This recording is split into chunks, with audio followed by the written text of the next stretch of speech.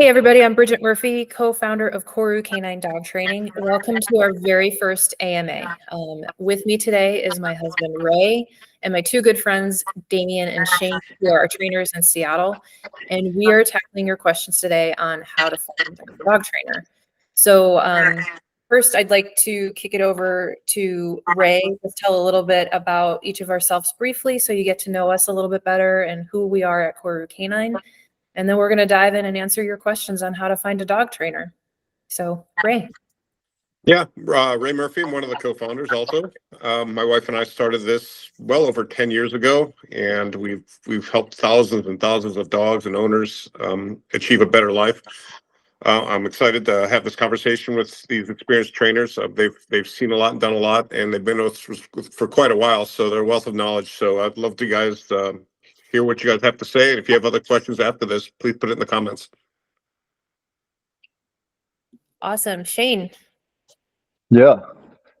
As far as experience goes, I graduated from top tier K9 with pet and working dog, and I've been training for almost 10 years. So, and with you guys for 2, I think, maybe a little bit over.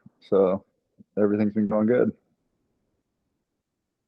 Yeah, we were very stoked when you finally came on board. So yeah, same. And Damian. Yeah, I've been training with Koru for a while now. I think 4 or 5 years. And it's been great. I have an awesome mentor that I originally learned from. I've completed Koru school, and I've recently finished Tar Heel K9. And I love what I do. I love helping clients and dogs build a better relationship. Awesome. And you guys are both experts at it, which is why we're here. So let's just dive in. As everybody in the dog training industry knows, especially post-COVID, not only was there a surge of dogs being rescued and purchased and all that other stuff because people were home and had time to spend with them, but on the other end of the spectrum, we've seen this big surge in people becoming dog trainers.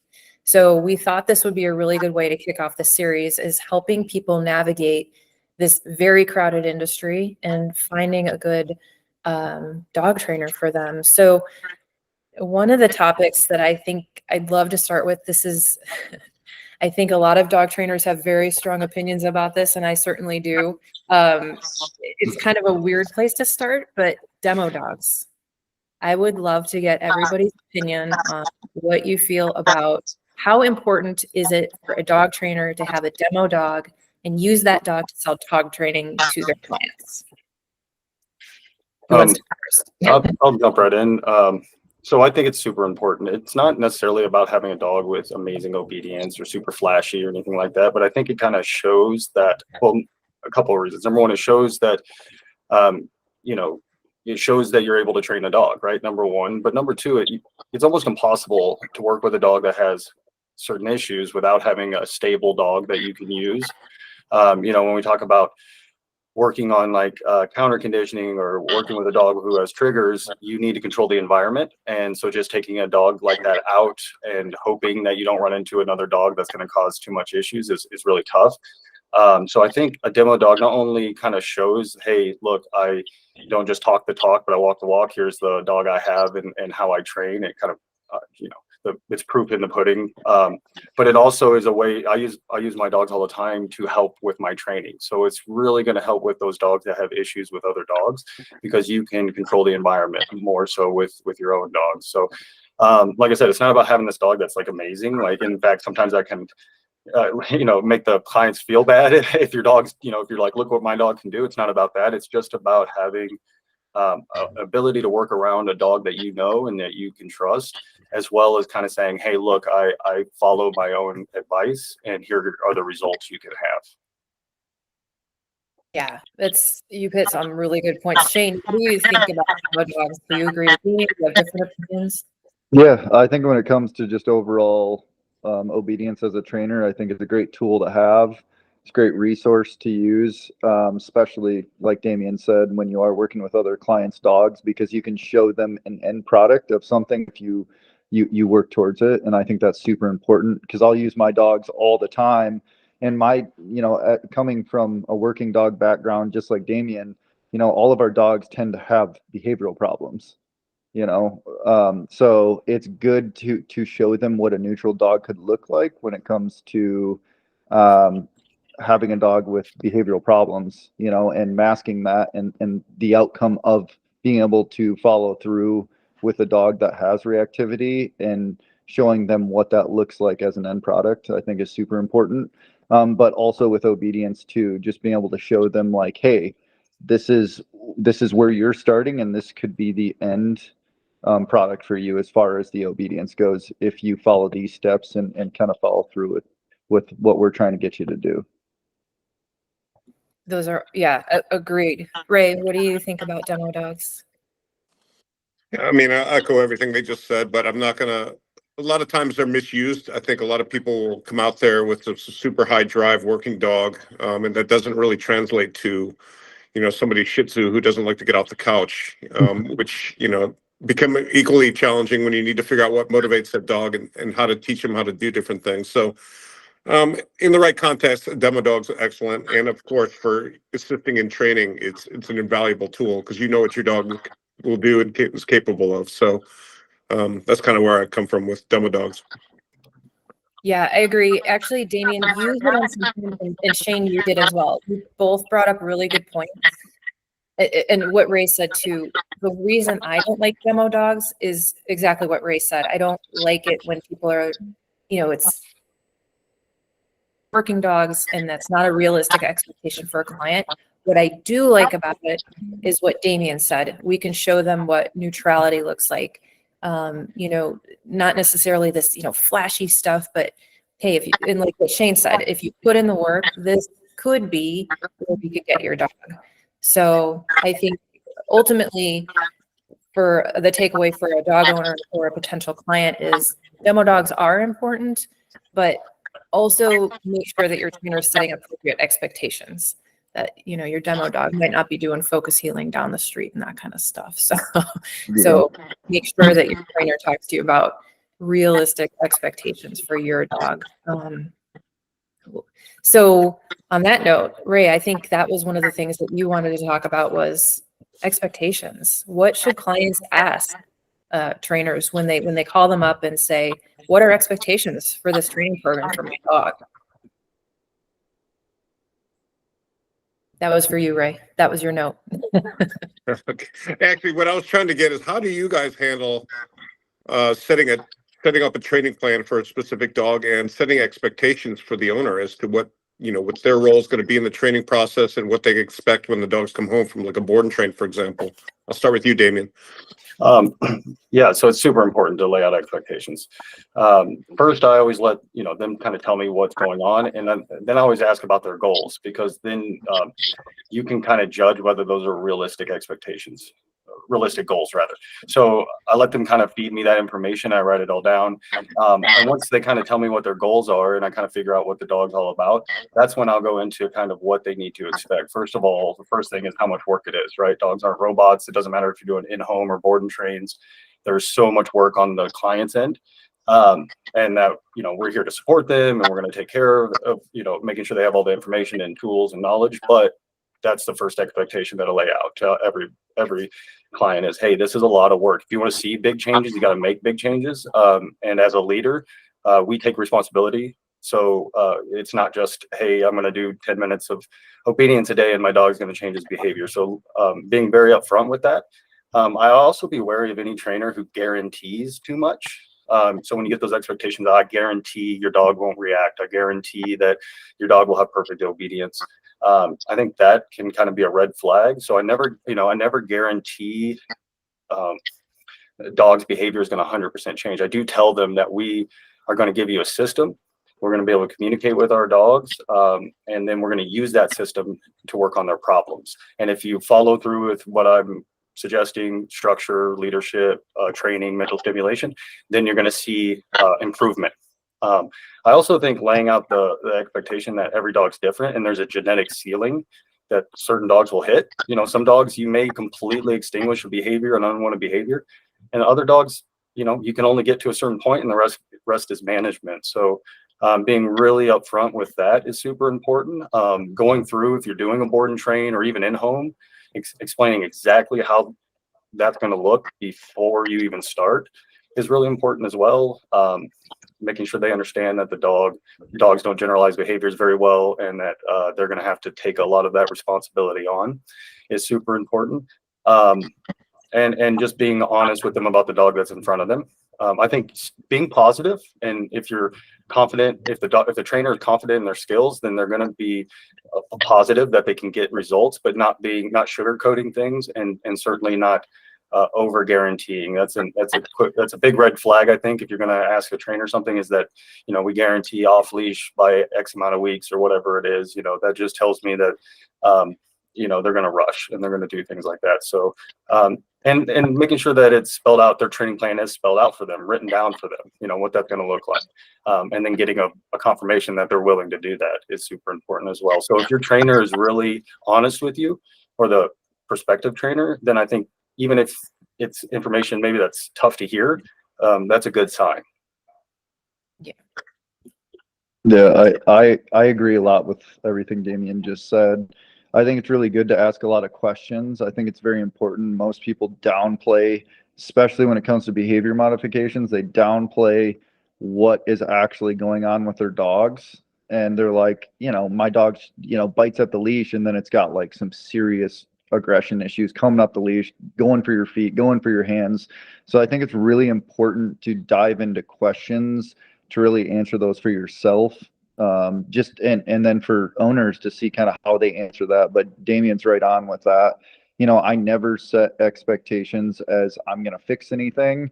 It's all about an understanding. It's all about communication with the dog. It's all about really the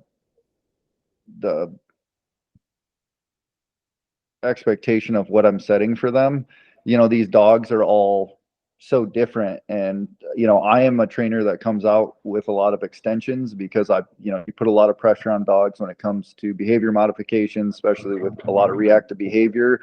It's stressful on the trainer, it's stressful on me, and I'm always upfront with every client that comes and talks with me, and I never give them a timeline. I always tell them, this is the expectation of what I can do. But I'm masking a behavior. I'm not fixing a behavior. And I think that is a very important thing to let them know. And there is a lot of work on their end coming home with the dog. And I think it's very important that you communicate that with the owners, because it isn't a go to a trainer and your dog's not reacting anymore, because the behavior is always there. It's just, is it going to come out? Are they reinforcing it? Is it masked appropriately in the situations? But the majority of the time, it never goes away. It's always in there somewhere.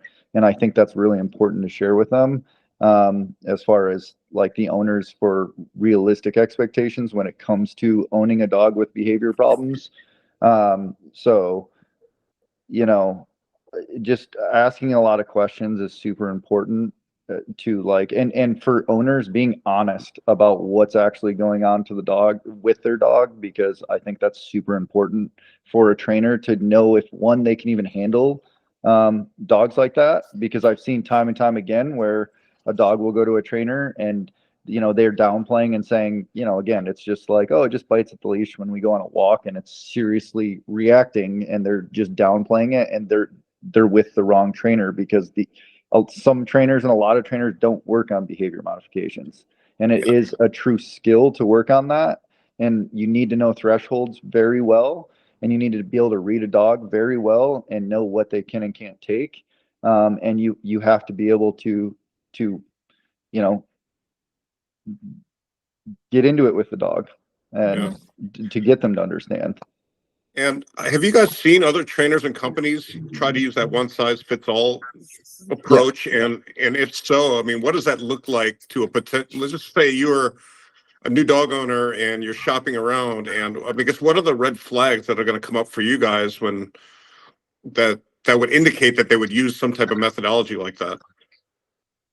So anytime, that one size fits all, totally. So like too many guarantees, your dog will be off leash in 2 weeks. If it sounds too good to be true, it probably is.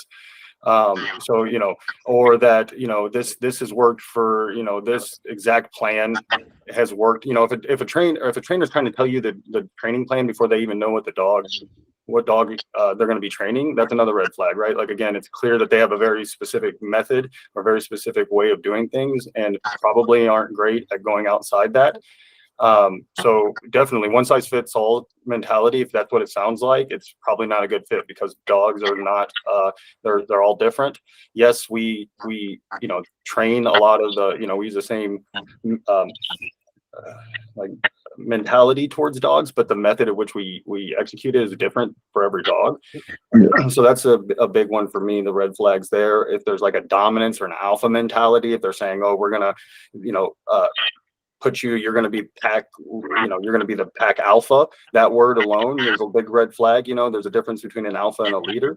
And so, you know, when you hear that type of stuff, that's when you're really going to have issues, I think, with that type of training. And probably it's going to be a lot of heavy-handed type of training, you know, and it's going to shut down behaviors. I always make sure, and that I tell clients, and I think it's something that you kind of want to hear to some degree from a trainer that you're looking at, is that I want the dogs to want to do the things for you, not just have to do them, right? If they're just saying, oh, I can make your dogs do what you want them to do, that's okay, I guess. But ideally, you want the dog to want to do those things, right? And so absolutely. And if they don't mention relationship at all, then again, that's a huge one. If they never once talk about your relationship, you know, and it's just, oh, we're gonna hammer obedience into your dog, and then yeah, those are all red flags, I think, that kind of indicate that they're a one size fits all. And that's super common, because I think a lot of trainers, and I think this is probably true of all professions, it's nerve-wracking to step outside your comfort zone. And so it's hard to say, oh, I'm not sure about this, or I could learn more about that. And so some people get good at one little thing and they try to apply that all the time. So and just to kind of step into something else that I would be asking is, like, what's their continued education, right? If they looks like they've learned from one person, or they've gone to one school and that's it, there's a good chance that they're going to try to you know, make your dog into something, you know, that it's not, or use a method or a training plan that they use for every dog, and more than likely it's going to create conflict and it's not going to end well. So I agree with that. I think technique is, I mean, there is not one technique that works for any which dog. It's all about the experience of, you know, one, getting a lot of dogs under your belt and learning how to handle every specific dog. And, you know, so I use multiple techniques when it comes to behavior. I use multiple techniques when it comes to obedience, especially when it comes to dogs with reactive tendencies, when it, you know, leash, especially, you know, like loading and the build up when they're coming up to a dog, you know, I use specific techniques for that too.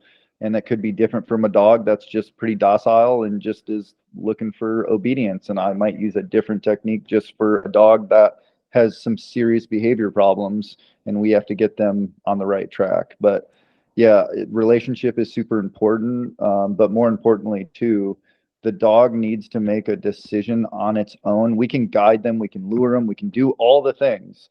But it is so important, if you want truly a reliable dog, the dog has to make the decision to do it, and we can't force them to do that. So through your training and understanding, you have to get them to understand that and want to do that. And I think that's super important, because so many trainers will, you know, put pressure and lure, but at some point you're just doing the work for the dog. And I think it's super important when you are talking to a trainer to see how they manage and manipulate the dogs, because if you really want a confident dog that truly understands, that can eventually be off leash depending on the dog, you have to let them make decisions and just guide them through it, more or less than forcing them to make those decisions.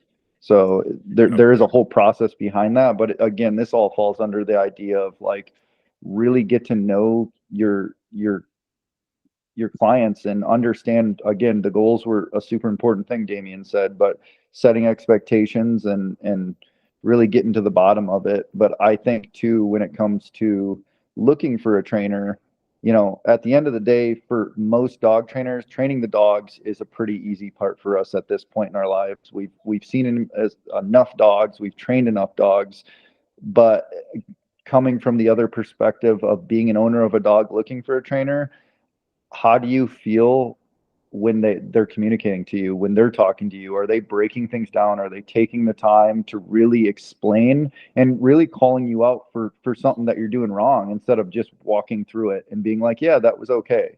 Because at the end of the day, when they leave, the dogs are going to put more pressure on them and try to push them more. And I want to make sure that they have a really good handle of the dog, you know, when I'm gone. And I think that's super important for owners to kind of look at is he explaining this well to me? Do I get it? Is he breaking it down? Is he taking the time to really like get me to understand this? And or is he just quick showing me this and then that's it and I'm done?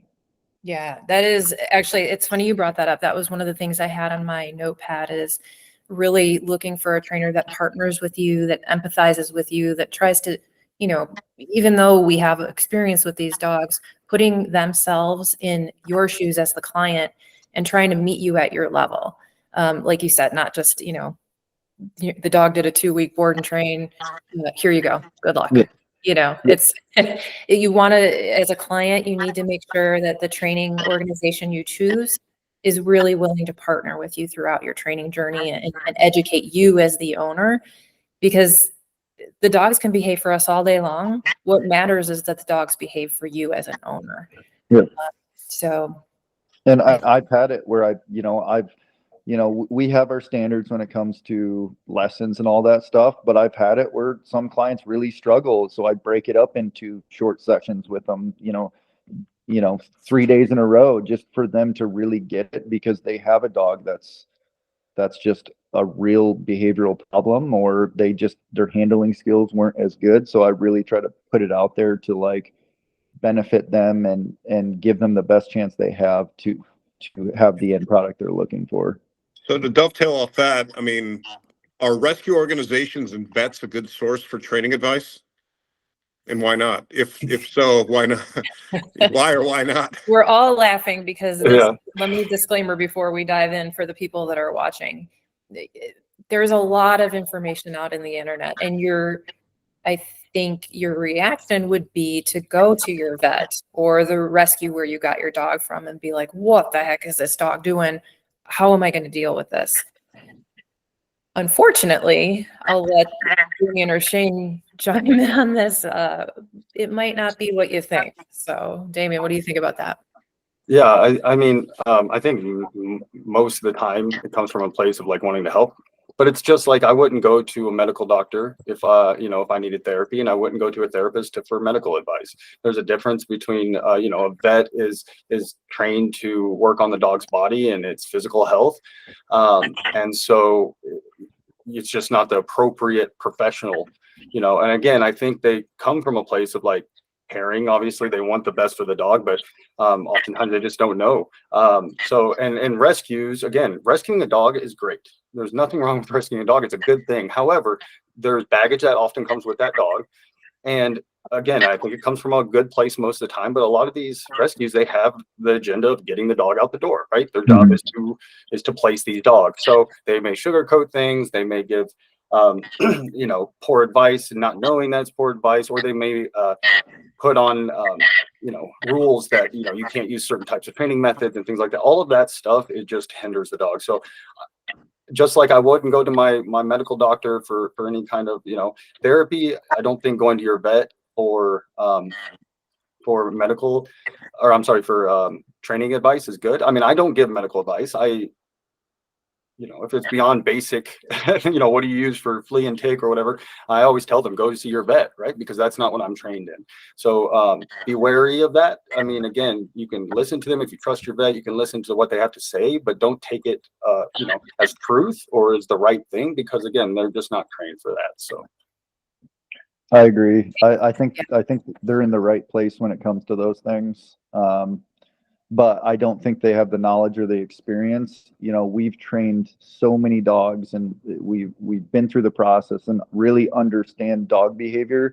And even a behavioralist to a behavior modification are two different things. You know, behavioralists do not have hands-on experience, and it's more of a mindset rather than you know, a masking a problem, communication with a dog, you know, and so even going from a behavioralist to a behavior modification, you know, we're going to handle things way differently. And, you know, from my experience with that, like I haven't even seen a behavioralist hands-on at all with a dog, and you can't be successful unless you're hands-on with a dog. And, you know, my experiences with, you know, shelters and stuff like that. If you know, you all have to take a course with them to be able to handle these dogs. And I don't know if you guys have ever taken a course with any shelter to like walk their dogs, but a lot of the information they're giving to people is the wrong information. Like, you know, one thing specifically that comes to mind, I'm reading this manual, and it was like a 3-hour class, and it was like the first thing was like, oh, when you want to introduce yourself to a dog, just stick your hand out. And I'm like, that's the worst thing you could do, because you're setting a target for a dog that is probably fearful. A lot of these guys can be fearful, and you're just asking to get bit at that point. So, you know, it's not coming from a place of like coming from a bad place. I just think it's lack of experience and understanding, because they don't do these things. They don't work with dogs every day. They haven't been bit. They haven't, you know, manipulated these dogs and trained these dogs and brought them to a better place. And I think it's super important to go to the right people for the right things. Yeah, that's both of you very well said for all of that. And I think this kind of brings up, which could be its own AMA, we've kind of tap dance around it a little bit, is training methodology. This is a big one that our clients struggle with, because I mean, who doesn't want to be positive, right? Who doesn't want to give your dogs cookies? So I would love to briefly expand on this. I mean, obviously we don't want to go down the rabbit hole with this, but what do you guys think about, you know, the people watching this, they're trying to choose a dog trainer. What should we tell them when they look at methodology? What would your advice be for them? I would ideally want my trainer or my prospective trainer to talk about balance, right? The idea that being using purely reinforcement is, or the other side, using purely punishment is going to be the appropriate way to train a dog. It's just not the best way to do it, right? So like all things in life, it's not so much do I want to hear how often do you use punishment, how often do you reinforce behaviors. It's like, I want to hear about a balance. Just like everything in life with humans and as well, we need a balance in life, right? And so that's the kind of the key word I think I want to hear. And I want them to kind of explain that a little bit and be like, hey, here's what I mean by balance. I don't just mean in my training. Sure, I'm going to teach the dog behaviors using reinforcement, and I'm going to try to reward all of those good behaviors. But eventually when the dog understands those behaviors, I'm going to hold them accountable to those behaviors, right? To me, that sounds really nice, but I also want to hear balance in lifestyle, right? Like it's a relationship. So a balance between work and play, a balance between structure and free time. That's what I want to hear when I hear like the method they're using or their philosophy behind it. Yes, there's different ways to approach that, but generally speaking, if they're really adamant about having a balanced lifestyle with your dog, both in the actual training with reinforcement and with punishment, but also in just your life with them, then I think that's a good sign, right? The rest of it, you can kind of ask certain questions and try to figure out exactly what they're doing, but that alone really tells me that, hey, they have a good outlook on this. Yeah, I think, go ahead. Oh no, I was gonna say, what you think, Shane? You know, I agree with Damian on all of that. I think, you know, balanced training it's forms of communication, you know, as far as the training goes. You know, even with that being said, there are different forms of communication I use dependent on the dog, but, you know, I have to have ways to, one, get their attention, to communicate to them where they understand, so we can start building distance duration with them, reliability with the dogs. and treats just can't do that. You know, it's important to discourage certain things from happening with the dog. But I do go into depth with the collars and kind of explain them and what I think is the most important part, because so many people get these collars and they just throw them on the dog, and you know, that's where a lot of the problems come. So it's very important. The process uh, of how you train a dog to a collar is super important, and but I think it's necessary as far as training goes. Yep. I have two other questions, but I'll break them up for you guys. So at Koru K9, you know, we offer board and train, and we also offer private in-home training. What are the advantages of training in a home environment in general for either of those two ways versus a facility? What have you guys seen, you know, when it comes down to training dogs, whether it's you guys doing the heavy lifting in a board and train environment, or you teaching the owners to train their dogs at their homes, or the combination of the both, which is, you know, when you bring the dog home from the board and train, you're still doing the take home lesson. What are the advantages of the home environment versus the facility? So I think that the main benefit is that that's the environment they're going to be in, right? Real world training. We can work on the actual issues. You know, dogs get really good at certain pictures as well. So, you know, they come up to the training facility, if you have one, and they're like, okay, it's time to, you know, I know what this means. And so their behavior is going to shift. But that doesn't mean it's going to translate. We talked about it a little bit already, that dogs don't generalize behaviors. So, you know, if you're only learning in this facility, then the dog will be really good in that facility, but that doesn't mean that that's going to translate to other places. So for me, the benefit, let's say board and train and doing it at your home, is that the dog's with us the whole time, right? We're working on everything from first thing in the morning till last at night. We can get so many reps in because we're there all day. Every time they go through doors, we're doing threshold manners and all that good stuff. But also, it encourages us as trainers to take dogs out into the real world when they're ready as well. If you have a facility, you're probably going to get stuck on training in that facility a lot. We do a ton of training in the actual home here, but also once they're ready, we start taking them out into the real world, which is a benefit you get from the board and train at home.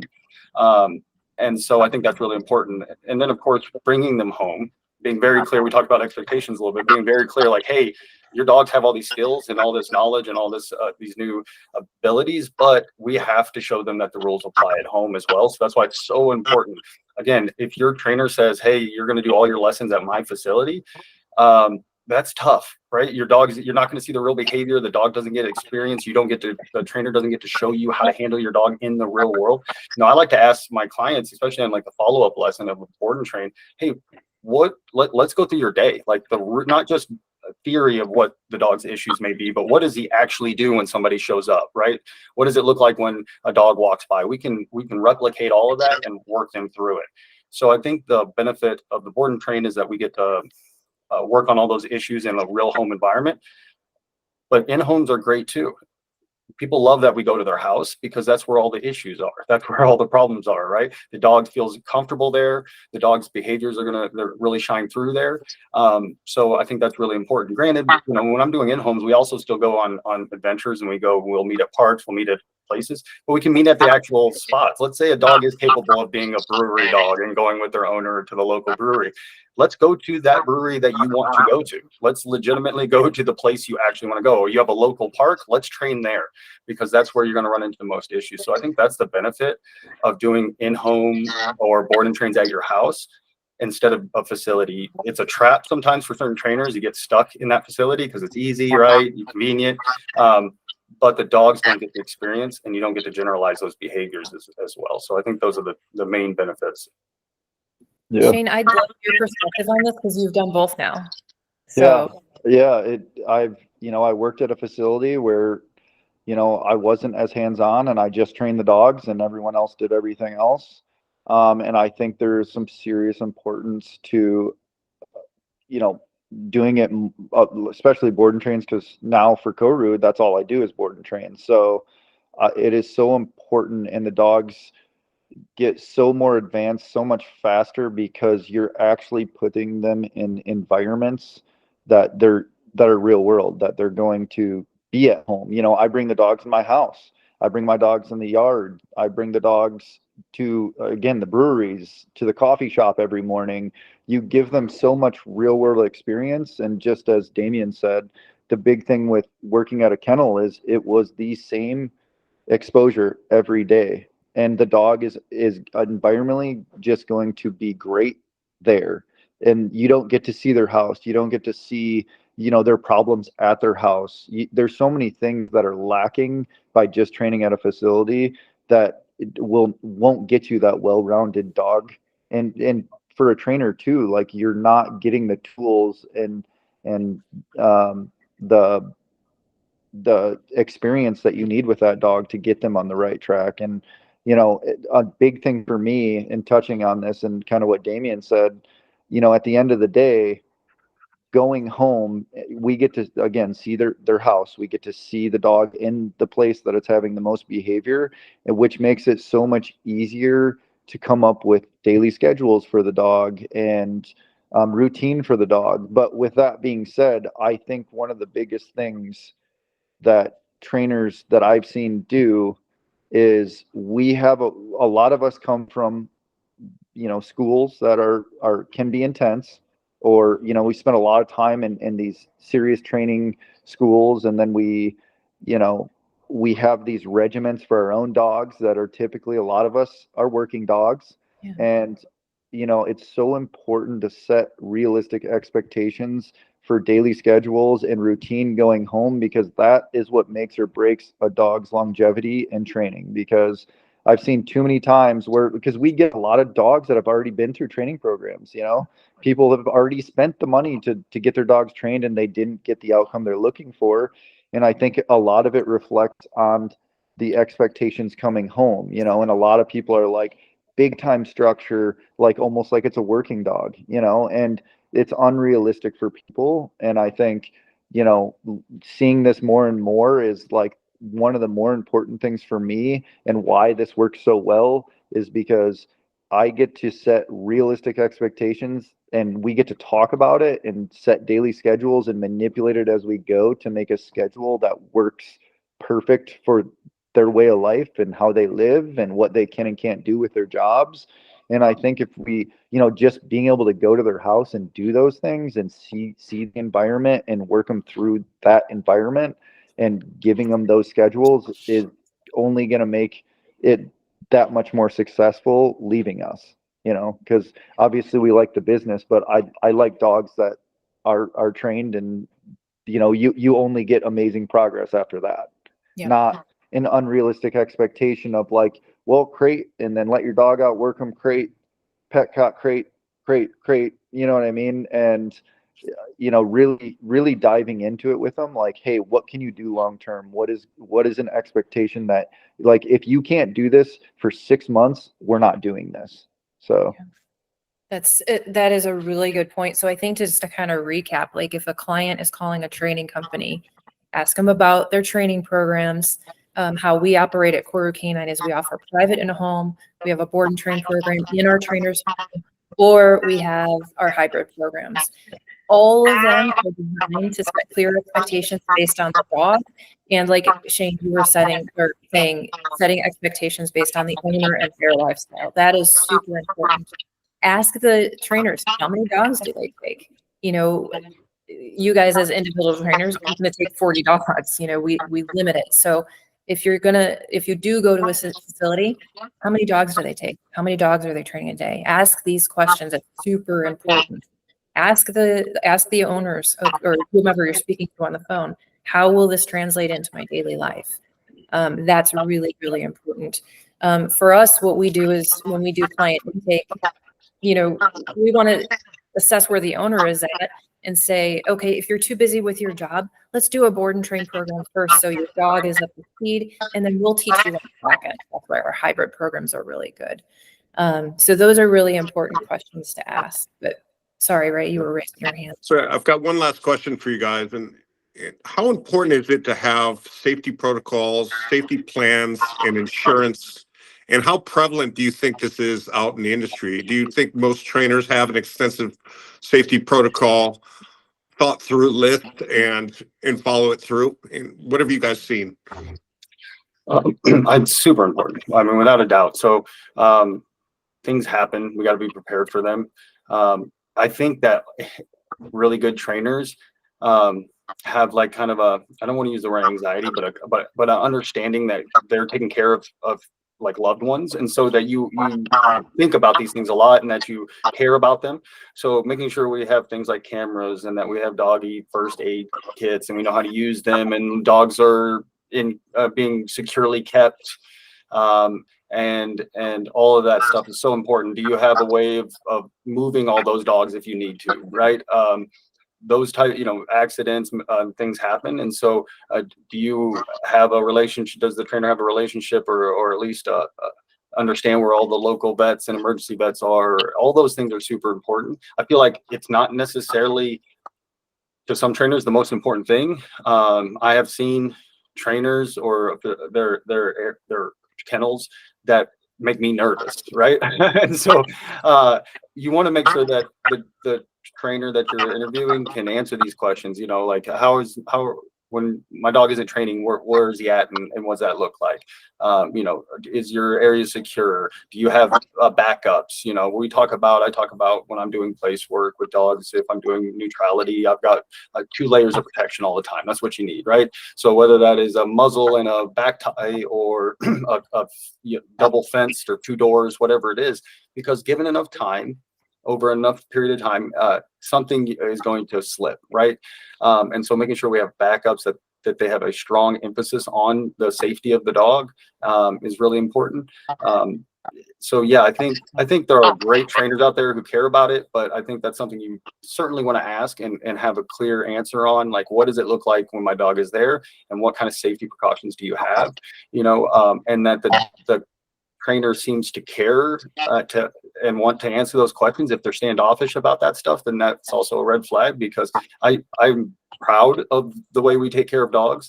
I'm proud of the setup that I have and the safety that I put into the training of the dogs. So I think it's super important. Absolutely. And then of course, looking back at the history of that trainer, if you can, right? Like, have there been issues where dogs have been injured or dogs have been, got lost or whatever insane thing may happen, isn't a bad thing to look into, right? These are your dogs, these are your pets, so it's important to kind of understand where they're coming from if they have a history.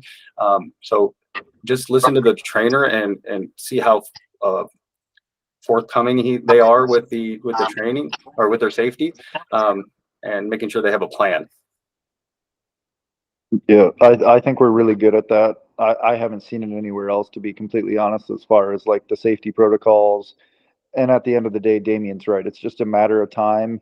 You work with enough dogs and you work with enough mean dogs that can bite through a bite-proof, chain or whatever it is. Like it's bound to happen. The more dogs you work with, and just having those layers of boundaries for them. And a big thing that I touch on too is, like, especially with my dogs, like Damian and I, we take a lot of dogs, and you know going to this anxiety thing, I'm always upfront with the owners. Like, if the dog has a, you know, like the smallest hotspot or like the smallest anything, like the owner is my first call. Just to let them know. And I found if I just say right off the bat if I'm seeing something and communicate to them, they really appreciate that. And then it brings conversation to us, and it just makes you more trustworthy and understanding. So a big part of it is just talking to them when things arise. As far as the safety protocols, it's just it's so important, because if something happens to you, someone needs to know what to do with these dogs. Or if something happens to the dogs, we need to know what to do in those situations too. And I just think it's really important to have these things in measure, especially now that, like, we kind of work alone, so we are the only ones out here. And yeah, and touching on, I mean, Damian said it perfectly with anxiety, because I think if you're a trainer that is charismatic and like really is passionate about what you do, you want to be the best at it as you can. And you know, I've had dogs where I'm up at 2 a.m. because I'm worried the dog's going to get out of the kennel. And then I set an alarm every 2 hours because this dog's bouncing off the walls and I don't want it to hurt itself, or, you know, and I think it's really important to like ask these questions of like, what if this, what if, because, you know, I'm not afraid to, you know, communicate, hey, I'm worried about your dog because of this. And this is what I'm doing to make sure that we can eliminate this or downplay this from happening. You know, so, you know, Damian and I can both speak of that, of having these dogs where it's like, well, we're going to spend 3 days probably not sleeping as well just to get them through the process and get them, you know, once they hit that point of comfortability, then, you know, things are going to get better. But, you know, there's always that, you know, bringing them home and them adapting to your kennel. And I think setup is really important. You know, I've spent a lot of money, and Damian has too, on like the ideal situation for you, and not only for like your sanity of like burnout and stuff like that, which is a whole nother topic, but like the safety of the dogs, to just being efficient with training, you know, and having that time. So I think the setup and the safety, and if you once you have everything together and it's smooth, it just everything gets better from there. Totally agree. And again, for the dog owners who are watching this, you know, full disclosure for Koru K9, we I know some of our trainers are a little overwhelmed with the board because we have this massive safety protocol booklets. You could ask your trainers that you're interviewing to work with, do you have safety protocols? What are they? You know, you might hear all of them in the we have because it's massive, but just make sure that you have those in place, because you're dealing with animals and something will happen. So you want to make sure, like these guys have said, make sure that your trainer has a plan, a backup plan, and another backup plan just in case. We're going a little long on time, but hopefully this is great information for everybody. I think, Ray, unless you have another question, one thing I did want to touch briefly on is getting recommendations from reviews like Google and Yelp. How do you guys feel about that? I have pretty strong opinions about it, but I think I think reviews are somewhat important. I don't think they tell the whole story, right? But there's nothing wrong with, you know, at least going in with some information by reading some reviews. You know, there are always going to be, you can be the best dog trainer in the world. You can get awesome results and you're going to get a bad review, or somebody's going to disagree eventually. But I think you could probably see like a pattern. You know, if you start to see certain patterns, it's certainly a red flag. And it doesn't mean that, you know, it's not worth talking to the trainer, you know, just based off of reviews. But it's, you know, if you see consistent negative reviews or positive ones, you get an idea of at least, you know, maybe some issues they're running into. So I don't think it should be the end all be all, because some people are never going to be happy, or some people have their own agendas and different things like that. So I don't think you should choose your trainer based on reviews by any means, good or bad, you know. But I think at least, you know, having an understanding of a pattern that you see is important. I totally agree. I think it's important for people to understand, again, we're dealing with living, breathing creatures that are robots, like Damian said earlier, and like Shane was pointing out. We have to set very clear expectations based on that individual dog and the individual owner.